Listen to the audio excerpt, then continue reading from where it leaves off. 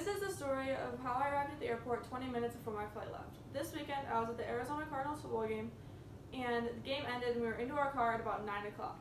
It takes normally about 30 minutes to get from the game to the airport in the traffic that there is after the game.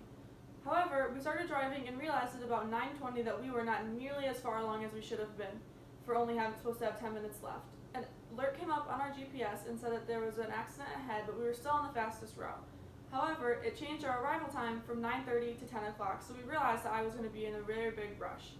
I had a few things I needed to do when I got to the airport. For example, had to go through security, had to get to my gate, had to get through the terminals, and I had to go up to the Delta desk because my TSA pre-check wasn't showing up on my ticket, and I needed to go through the pre-check line, not the normal security line, because I didn't have my liquids in the separate bag, and I didn't have all the little things that you need for the normal security line.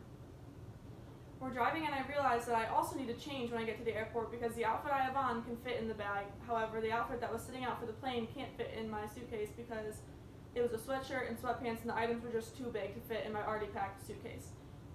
So we're driving down the road and I realized I wasn't going to have time to change, so I jumped to the back seat of our car and I changed in the back seat as we're going down the highway.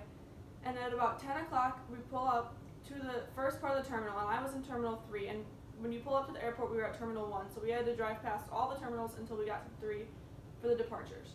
But we are in dead stop traffic at Terminal 1. Nobody was moving.